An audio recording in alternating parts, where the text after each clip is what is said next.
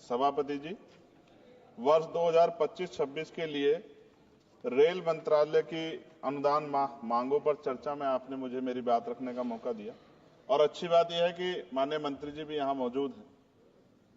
मंत्री जी का दिल तो बहुत बड़ा है, लेकिन अगर हमारी मांगे मान लें तो तभी इस बात की पुष्टि हो। अगर ना मांगे मानी जाए, हमारे क्षेत्र का काम ना हो, तो फिर ये बात मानी जाएगी कि मंत्री जी का रुख जो है सभी सदस्यों के प्रति एक जैसा नहीं। तो मैं अपने क्षेत्र से शुरू करूंगा sir. Dhampur sugar mill crossing पर ओवरब्रिज का निर्माण मैंने पिछली बार भी मांग उठाई, लेकिन सर अभी तक कुछ नहीं हुआ। लोग परेशान होते हैं, डिजिटल युग है, कई घंटे खड़े होना पड़ता है। जलालाबाद क्रॉसिंग ओवरब्रिज के नीचे अंडरपास के निर्माण की बात मैंने पिछली बार भी उठाई, कुछ नहीं हुआ। नजीबाद रेलवे स्टेशन पर बेगमपुरा एक्सप्रेस ट्रेन संख्या 12238 का ठहराव सुनिश्चित किया जाए, इस पे भी कोई काम नहीं हुआ। साथ साथ सर नजीबाबाद माल गोदाम पर ओवरब्रिज का निर्माण कराया जाए और उसको प्लेटफार्म को बढ़ाया जाए, क्योंकि वो मैंने पिछली बार बताया था कि महिलाओं को प्लेटफार्म से पिछली तरफ जब ट्रेन रुकते उतरना पड़ता है, वो सुरक्षित एरिया नहीं है। उसके साथ साथ नगीना बाईपास बिजनौर फाटक पर ओवरब्रिज का निर्माण कराया जाए। धामपुर जेतरा क्रॉसिंग पर ओवरब्रिज का निर्माण कराया जाए। शेवरा से नूरपुर क्रॉसिंग पर ओवरब्रिज का निर्माण कराया जाए। हम देखिए बुलेट ट्रेन, वंदे भारत और बहुत आगे निकल चुके हैं, लेकिन अभी भी इतने, मैंने आपको बताया कि मेरे लोकसभा क्षेत्र में इतनी जगह पर ये क्रॉसिंग जो है वो पुराने बने हुए हैं। उनकी वजह से जो है ना अंडरपास है ना ओवरब्रिज है, जिसकी वजह से काफी देर लोगों का समय नष्ट होता है। समय एक ऐसी चीज है, दोबारा नहीं आता। सहसपुर रेलवे स्टेशन जगह है मेवा नवादा पर देहरादून एक्सप्रेस ट्रेन संख्या 14113 का ठहराव सुनिश्चित किया जाए, क्योंकि वहां से बहुत सारे लोग जो हैं वो यात्रा करते हैं। सहसपुर रेलवे स्टेशन पर सफदरजंग एक्सप्रेस ट्रेन संख्या 14114 का ठहराव सुनिश्चित किया जाए। नजीबाबाद से मुंबई के लिए ट्रेन, मैंने पिछली बार भी सर ये मांग की थी आपके सामने। साथ साथ सर रेलवे स्टेशन जो है हमारे क्षेत्र के, उनकी हालत बड़ी खराब है। एक दो पे आपने काम कराया, मगर मेरी मांग ये है कि सभी रेलवे स्टेशन कायाकल्प कराए जाए, उनमें उनका जो है जीर्णोद्धार हो, कि सुंदरता वो सुंदर लगे देख के।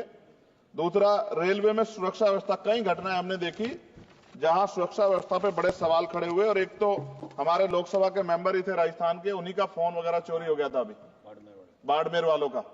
तो मैं इसलिए आपसे कह रहा हूं कि सुरक्षा सुनिश्चित हो, क्योंकि कई बार महिलाएं अकेली भी उसमें ट्रेवल करती हैं और बहुत सारी महिला जो है एमपी हमारे यहाँ पे भी ये चीजें आती हैं, इसका ध्यान रखा जाए। एक सर बहुत इंपॉर्टेंट डिमांड है मंत्री जी, मैंने आपको पत्र भी लिखा है। रेलवे प्रशासन उत्तर मध्य रेलवे आगरा के कार्यालय सीनियर सेक्शन इंजीनियर ईदगाह द्वारा एक पत्र लिखा गया 11 तारीख को, और जो डॉक्टर बाबा साहब अम्बेडकर के समय में जो एक अम्बेडकर भवन बना था, जो निकट फाटक संख्या 75A 12 खंबा पे, उसको अतिक्रमण घोषित कर दिया गया। ये क्या मैं ये मानूं कि ये सरकार का डॉक्टर बाबा साहब अम्बेडकर के प्रति सम्मान है, प्रेम है, कि बाबा साहब अम्बेडकर के नाम पे बने भवन को अतिक्रमण घोषित करो, कह दिया 15 दिन में हटा दो। ये गलत, मैंने आपको पत्र लिखा है सर, इसका संज्ञान ले। दूसरा सर, सहारनपुर से लखनऊ तक वंदे भारत ट्रेन चलाई जाए। SC ST के OBC का बैकलॉग सर आपके यहां बहुत है, वो भरा जाए। कोरोना काल में बंद, पिछली बार मैंने मांग उठाई थी कि वो ट्रेनें चलाई जाएं। और प्रमोशन में भी SC ST OBC के कर्मचारियों के साथ भेदभाव होता है, इसको रोका जाए।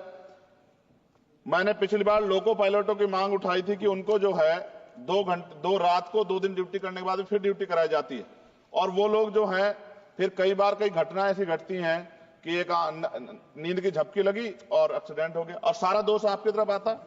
तो अभी ये दिल्ली में भी एक घटना घटी और कई सारी ऐसे ट्रेन घटना घटती है, इसके लिए मैं आपको नहीं दोषी मानता, लेकिन मैं कहता हूं कर्मचारियों को उस तरह की सुविधा मिलनी चाहिए कि वो जब वो ड्यूटी करें तो अपने आप को परफेक्ट महसूस करें। लेकिन अगर ये इस पे ध्यान नहीं दिया गया तो किसी दिन कोई बहुत बड़ी घटना घटेगी, तो लोगों के जीवन की कीमत होनी चाहिए। ये इसमें रेलवे में अमीर भी सफर करता है, गरीब भी करता है, लेकिन अमीर के साथ अगर कोई हादसा होता तो वो चर्चा होती, गरीब के साथ हादसे की चर्चा नहीं होती। ये अनुभव है, हमने रेलवे में सफर किया और रेलवे में करोड़ों लोग सफर करते हैं। कई बार मैंने जो है ऐसी परिस्थितियों में सफर किया जब बहुत पुराने समय में, लेकिन मैं धन्यवाद करूंगा रेलवे का कि रेलवे ने हमेशा जो है अपनी जिम्मेदारियों को समझा, चाहे सरकार किसी की भी रही हो। लेकिन मंत्री जी, आपकी कोशिशों की मैं सराहना करता हूं, लेकिन आप ये देखिए पर्याप्त नहीं है कोशिशें। जब बदलाव नहीं हो रहा, लोगों को सुविधा नहीं मिल रही है, उस तरह की चीजें नहीं आ रही है, तो ये पर्याप्त नहीं है। मैं सभापति जी खत्म करूंगा। एक आउटसोर्सिंग रेलवे में बहुत हो रही है सर, और आउटसोर्सिंग की वजह से SC ST OBC और अब EVS EWS के बच्चों को जो है आरक्षण का लाभ नहीं मिलता। आप चेक करा लो, करोड़ों लाखों नौकरियां होंगी उस पे, ठेकेदारी पे, आउटसोर्सिंग पे। और जब सरकार कहती है सबका साथ सबका विकास, तो आप मेरा ये सवाल है कि जब इन लाखों नौकरियों में रिजर्वेशन का पालन नहीं हो रहा, जबकि DOPT गाइडलाइन है, तो फिर मैं क्यों ना मानूं कि सरकार नहीं चाहती कि SC ST OBC और EWS जो हैं, जो सामान्य जाति गरीब बच्चे, उनको जो आरक्षण के लाभ से वंचित करने का काम सरकार कर रही है। ये क्या सही है? तो मंत्री जी, मैं उम्मीद करूंगा कि जब आप अपनी बात रखेंगे और जवाब देंगे, तो आप इन सवालों का भी जवाब देंगे कि इन क्षेत्रों में हमारे सर सभापति जी, मेरे क्षेत्र के लोग भी टैक्स देते हैं ना, हमारे भी हक बैठता कि सरकार के लोगों का काम होगा, सिर्फ हमारे लोगों का काम नहीं होगा जहां से हम जीत के आए। अगर उन क्षेत्रों में काम नहीं होगा तो फिर ये क्यों ना कहा जाए कि सरकार जो है भेदभाव कर रही। इसलिए मैं माननीय मंत्री से मांग करूंगा, एक मांग इन्होंने मेरी पूरी भी की थी पिछली बार जब बेगमपुरा ट्रेन में सफाई की व्यवस्था करा के इन्होंने दी थी, मैं इसके लिए धन्यवाद करता हूं। जी समाप्त कीजिए आप। जी समाप्त कर रहा हूं। मगर मैं मंत्री से कह रहा हूं कि सर, हमारे यहाँ जो समस्याएं जो ये जेन्युइन समस्याएं, हम इनसे रोज 2-4 होते हैं और जनता हमसे उम्मीद करती है कि हम इस बात को उठाएंगे तो उसका, मगर मुझे यह भी जवाब दे दीजिएगा कि ये जो उठाई जाती है इसका कोई फर्क भी पड़ता है सरकार पे? नहीं पड़ता। या सरकार सिर्फ इसको, सर मैं खत्म कर रहा हूं सर, लास्ट ही सेकंड में खत्म कर दूंगा। जो मांग हम यहां उठाते हैं, क्या इन पे कोई अमल होता है, नहीं होता है? या ये सिर्फ इसलिए कि भाई चलो उन्होंने उठा दी और बस खत्म होगी बात? ऐसा ना कीजिए सर, अगर ऐसा करेंगे तो ये व्यवस्था अच्छी नहीं है। मैं आपका धन्यवाद दूंगा सभापति जी, और मंत्री से आग्रह करूंगा कि हमारी बात को माना जाए। धन्यवाद।